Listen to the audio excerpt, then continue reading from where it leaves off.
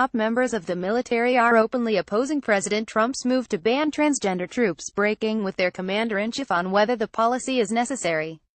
Trump said on Thursday that he's doing the military a great favor by instituting the ban, but several service leaders don't see it that way.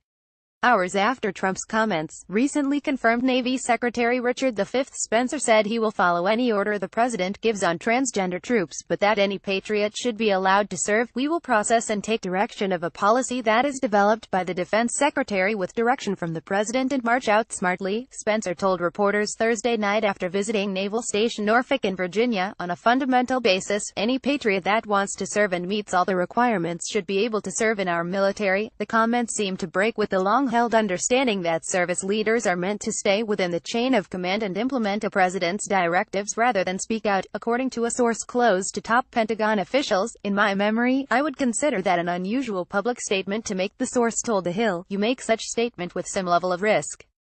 The president is looking for each service secretary to carry out the demands of the Constitution and the president's directives. If the president feels they're not aligned with their directives, they have the power to remove them, a defense lobbyist familiar with the Pentagon's inner workings agreed, telling The Hill that Spencer's recent comments are not supposed to happen. There's a chain of command that's supposed to be followed, they said.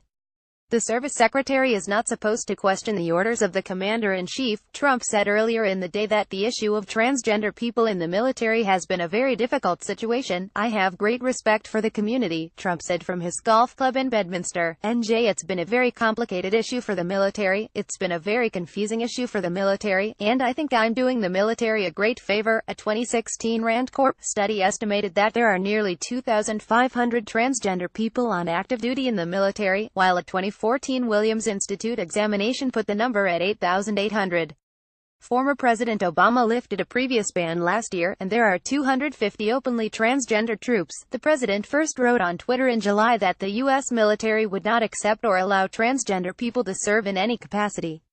Trump claimed he made the decision after consultation with my generals and military experts. Since the announcement, former military leaders have also spoken up, most notably in a letter this month signed by 56 retired generals and admirals. They argue the ban would be disruptive and degrade military readiness, rather than improve it, as the president has asserted. Spencer, confirmed a week after Trump tweeted the plans, is the latest current military official to speak up against the proposed exclusion, also lambasted by politicians and rights groups. Earlier this month, Coast Guard Commandant ADM. Paul Zukunft asserted he will not break faith with transgender individuals serving in his service. Zukunft disclosed on August 1 that he and other Coast Guard leaders personally made calls to the known transgender individuals within the service after Trump's ban announcement. I will not turn my back. We have made an investment in you, and you have made an investment in the Coast Guard, and I will not break faith, Zukunft said. He told LT. Taylor Miller, the Coast Guard's first openly transitioning officer. He also said the Coast Guard has stood up a tiger team of our Judge Advocate General's Corps officers, referring to the legal branch of the force.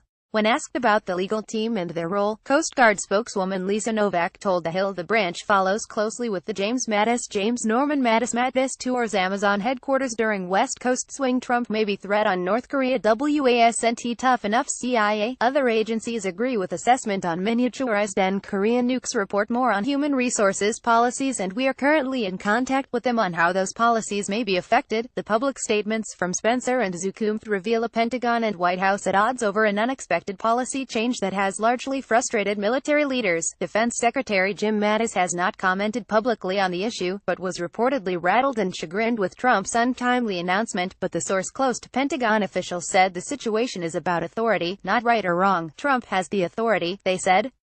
The last president had the authority to bring in transgender individuals. Trump has the authority to remove them. Chairman of the Joint Chiefs of Staff Gen. Joseph F. Dunford has said current military policy on transgender personnel has not changed.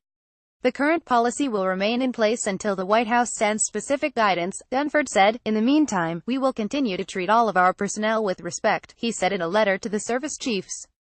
The defense lobbyist said Dunford's response is what a senior military leader is supposed to do: acknowledge the president's directives and maintain the current policy.